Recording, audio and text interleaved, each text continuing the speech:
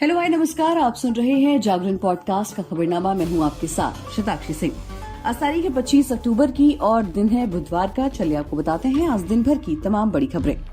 सबसे पहली खबरों की बात कर लेते हैं। केंद्रीय कैबिनेट ने रबी सीजन के लिए फॉस्फेट युक्त और पोटाश युक्त उर्वरकों के लिए 22,303 करोड़ रुपए की सब्सिडी को मंजूरी दी है। केंद्रीय मंत्री अनुराग ठाकुर ने कैबिनेट मीटिंग में इस बात की जानकारी देते हुए बताया कि दुनिया में डीएपी की कीमतें बढ़ी हैं, लेकिन हमारी सरकार पहले की तरह ही किसानों को 1,350 रुपए प्रति बोरी की दर से डीएपी देना जारी रखेगी। केंद्रीय मंत्री अनुराग ठाकुर ने जानकारी देते हुए बताया कि प्रधानमंत्री नरेंद्र मोदी के नेतृत्व में हुई कैबिनेट की बैठक में सरकार ने किसानों के हित में निर्णय लिया है। किसान हितैषी सरकार ने फैसला किया है कि अंतर्राष्ट्रीय बाजार में बढ़ती हुई खादों की कीमत का प्रभाव हम भारत के किसानों पर नहीं पड़ने देंगे। उन्होंने कहा कि डाई अमोनिया फॉस्फेट पुरानी दर के अनुसार 1,350 रुपए प्रति बोरी ही मिलेगा। इसके अलावा नाइट्रोजन, फास्फोरस और पोटेशियम 1,470 रुपए प्रति बोरी की कीमत पर मिलेगा। अगली खबर की तरफ बढ़ते हैं। राष्ट्रीय शैक्षिक अनुसंधान और प्रशिक्षण परिषद यानी कि एनसीईआरटी पैनल ने स्कूल के सभी पाठ्य पुस्तकों में इंडिया को भारत से बदलने की सिफारिश की है।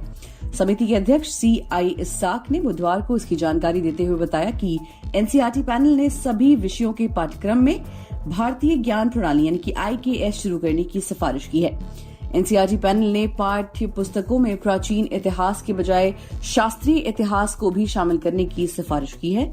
सामाजिक विज्ञान की एक उच्च स्तरीय समिति ने इसकी सिफारिश की है, जिसके मुताबिक सभी कक्षाओं की स्कूली पाठ्य पुस्तकों में इंडिया को भारत से बदल दिया जाना चाहिए। हालांकि एनसीईआरटी के अधिकारियों ने कहा कि पैनल की सिफारिशों पर अभी तक कोई निर्णय नहीं लिया गया है।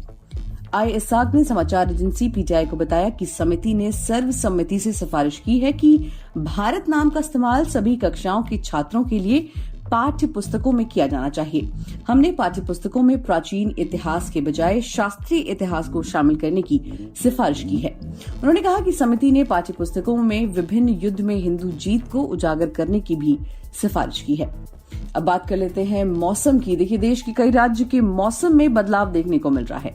सुबह और शाम के समय हल्की ठंड का सिलसिला जारी है। हालांकि मौसम विभाग ने चक्रवाती तूफान को लेकर अलर्ट जारी किया है। इसके अलावा IMD ने राष्ट्रीय राजधानी दिल्ली में आज और कल धुंध के बरकरार रहने की संभावना जताई है।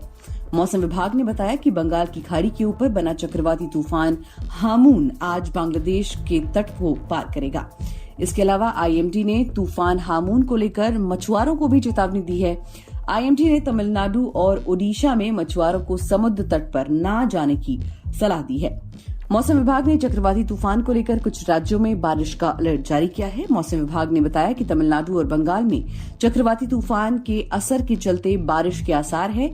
इसके अलावा ओडिशा के उत्तरी तट और केरल में आज भी बारिश हो सकती है। विदेशी खबरों की बात करते हैं और सबसे पहले बात करेंगे इजराइल और हमास के युद्ध की। इजराइल हमास युद्ध में काफी डरा देने वाली तस्वीरें सामने आ रही हैं। कहीं मासूम बच्चे खून से लथपथ अपने माता पिता के लिए रो रहे हैं, तो कहीं मां अपने जवान बेटे की मौत का दुख मना रही है। समाचार एजेंसी द्वारा साझा की गई ऐसी कई तस्वीरें सामने आई जो पत्थर दिल इंसान को भी रुला देंगी। छोटे छोटे बच्चों का शव सफेद चादर में ढका हुआ है। माता पिता अपने बच्चों के शव को देख के रो बिलख रहे हैं। आज युद्ध का 19वां दिन है और अब तक दोनों पक्षों के बीच शांति बहाल नहीं हो पाई है। 7 अक्टूबर को हमास द्वारा किया गया हमला अब गाजा के लोगों पर भारी पड़ रहा है। हजारों फिलिस्तीनियों की इजराइल के जवाबी हमले के बाद जान चली गई है। वहीं हमास आतंकियों के हमलों में से कई इजरायलियों को या तो बंधक बना लिया गया है या तो मौत के घाट उतार दिया गया है। अगली खबर की तरफ बढ़ते हैं और बात कर लेते हैं पाकिस्तान की महंगाई की। पाकिस्तान का चीन पर आंखें मूंद कर भरोसा करना महंगा साबित हो सकता है। बेल्ट एंड रोड पहल अब नए चरण में प्रवेश कर गई है। पिछले सप्ताह बेल्ट एंड रोड फोरम में भाग लेने के लिए चीन गए पाकिस्तान के कार्यवाहक प्रधानमंत्री अनवरुल हक काकर ने कई समझौतों पर सहमति दे दी, लेकिन विशेषज्ञों ने चेतावनी दी है कि वित्तीय संकट और सुरक्षा खतरे परियोजनाओं में अड़ंगा लगा सकते हैं। चीन के राष्ट्रपति शी जिनपिंग के साथ मुलाकात के दौरान काकर ने कहा कि विश्व की नंबर 2 अर्थव्यवस्था के साथ पाकिस्तान की साझेदारी जन्नत में बनी। हम चीन के साथ खड़े रहेंगे और आंखें मूंद कर भरोसा करेंगे। दोनों पक्षों ने 20 समझौते और आपसी सहमति पर हस्ताक्षर किए। अगली खबर की तरफ बढ़ेंगे। देश में 1 अक्टूबर 2023 से ऑनलाइन गेमिंग, कैसीनो और घुड़दौड़ पर 28% का टैक्स लगना शुरू हो चुका है। साथ ही नए कानूनों के तहत भारत में विदेशी गेमिंग कंपनियों को रजिस्टर करवाना भी अब अनिवार्य हो गया है।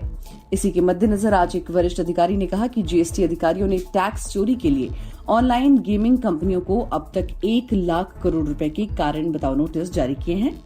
इसके अलावा अधिकारी ने यह भी कहा कि 1 अक्टूबर के बाद से भारत में विदेशी गेमिंग कंपनियों के रजिस्ट्रेशन का अभी तक कोई डेटा सामने नहीं आया।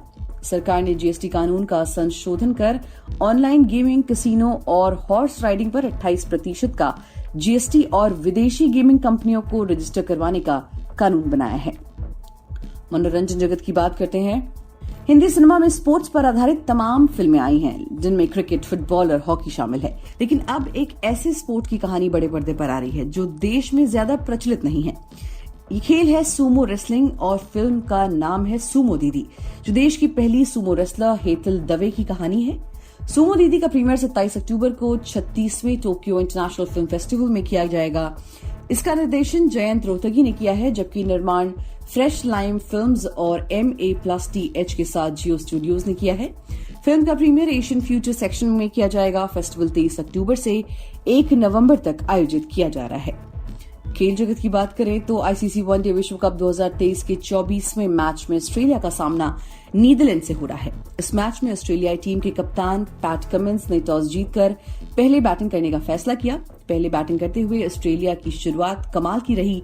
खबर पड़े जाने तक दिल्ली के अरुण जेटली स्टेडियम में खेले जा रहे मैच में कंगारू टीम के दिग्गज बल्लेबाज स्टीव स्मिथ का बल्ला जमकर गरजा। उन्होंने इस मैच में अपनी फॉर्म में वापसी करते हुए वनडे विश्व कप 2023 का पहला अर्धशतक जमाया। स्टीव स्मिथ ने 68 गेंदों का सामना करते हुए 71 रन की पारी खेली, जिसमें उन्होंने कुल 9 चौके और 1 छक्का लगाया। इस दौरान उनका स्ट्राइक रेट 104 का रहा। बता दें कि स्टीव स्मिथ ने नीदरलैंड्स के खिलाफ 50 जड़ते ही कई रिकॉर्ड्स अपने नाम किए। तो दोस्तों, आज खबरनामा में फिलहाल इतना ही। देश और दुनिया की तमाम खबरों को जानने के लिए जुड़े रहिए हमारे साथ और सुनते रहिए जागरण खबरनामा।